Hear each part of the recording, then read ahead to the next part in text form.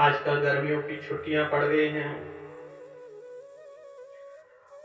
2 साल कोरोना में बहुत सारी जिंदगियां अस्त व्यस्त हो गई हैं। अब जो लोग हैं वह ठीक से पढ़ना भी नहीं चाहते। हर एक बच्चा घर में रहने की आदत पड़ गई है।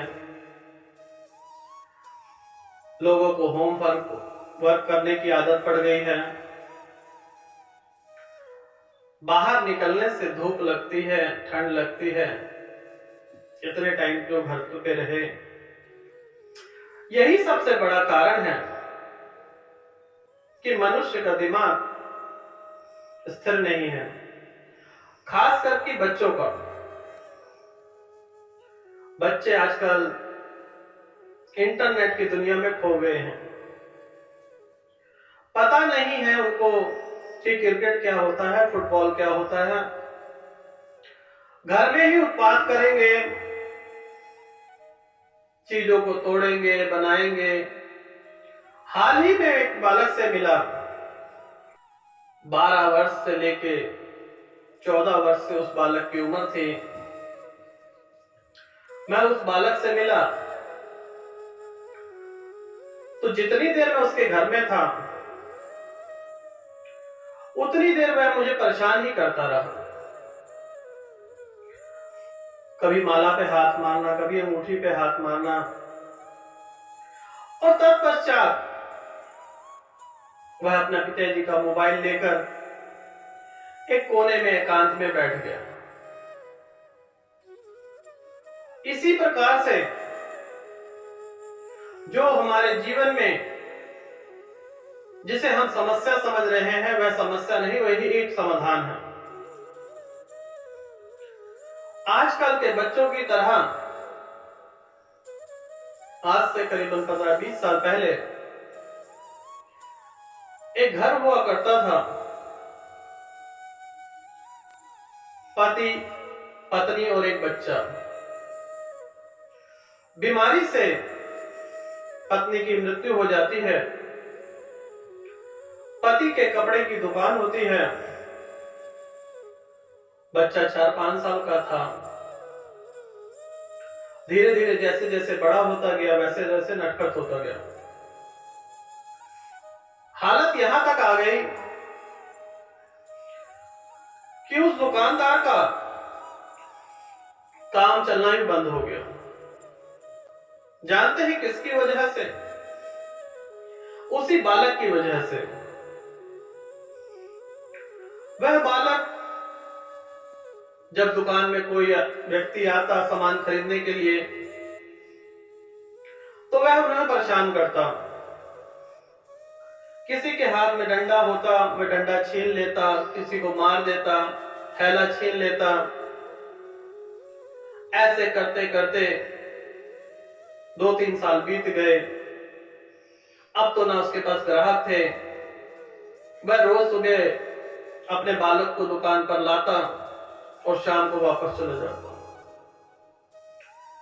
एक दिन उनकी दुकान में एक संत का आगमन हुआ। संत जान लेते हैं कि सामने वाले को क्या परेशानी है।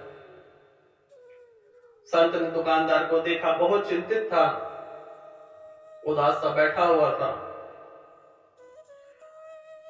संत आए, दुकानदार ने उन्हें प्रणाम किया और पूछने लगा, महाराज मैं आपकी क्या सेवा करूं?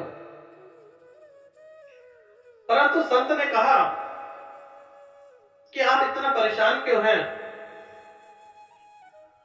तो वह अपना दुखड़ा रोने लग गया कि मेरी बीवी की मृत्यु हो गई और इस बच्चे का पालन पोषण मुझे ही करना पड़ा। मैं इसे दुकान पर ले आता था। अब धीरे धीरे यह इतना नटखट शैतान हो गया है कि दुकान में आने वाले हर व्यक्ति को यह बहुत परेशान करता है और ग्राहक यहां से चले जाते हैं, कोई सामान नहीं खरीदता है। संत ने सुना। संत कहने लगे, अगर तुम मेरी शर्तें मान लो, मैं जो भी कार्य करूंगा तुम मुझे रोकना नहीं। अब दुकानदार मरता तो क्या न करता। उसने कहा, जो भी आपकी शर्त है मैं मान लूंगा, परंतु मेरे इस बालक को सद्बुद्धि दे, ज्ञान दे। एक हफ्ते पश्चात वह संत फिर से वापस आए। बच्चा समीप में बैठा हुआ था। उनकी पगड़ी उछाल देता है, उनका डंडा ले लेता है, उनका कमंडल लेके तोड़ देता है। संत दुखी नहीं हुए। अगले दिन फिर आए, बच्चे ने वही क्रिया की।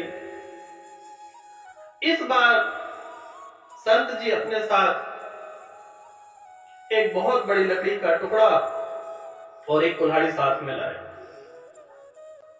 बालक को कहने लगे, इधर आओ बेटा, मैं तुम्हें उपहार देना चाहता हूं। यह जो लकड़ी है और इस कुल्हाड़ी से तुम्हें इसके छोटे छोटे टुकड़े करने हैं।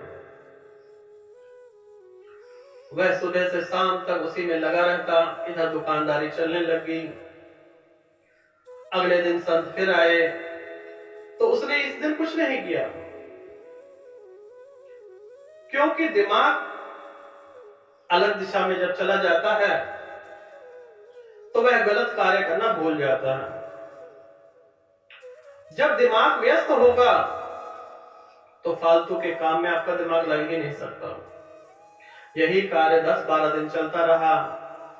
धीरे धीरे दुकानदार की कमाई बढ़ने लगी और वह संत कहने लगे, दुकानदार ने कहा कि महाराज जी, आपकी कृपा की वजह से मेरा बालक भी सुधर गया और मेरी दुकान में भी आपकी कृपा हुई, बरकत होने लगी है। तो संत कहने लगे, मैंने कुछ नहीं किया। मैंने तुमसे वादा किया था कि जो भी मैं करूंगा उसमें अड़ंगा मत डालना। परंतु पिता होने के नाते वह थोड़ा घबराए भी थे, परंतु अपने दिल को मजबूत किया और वह कार्य करने दिया।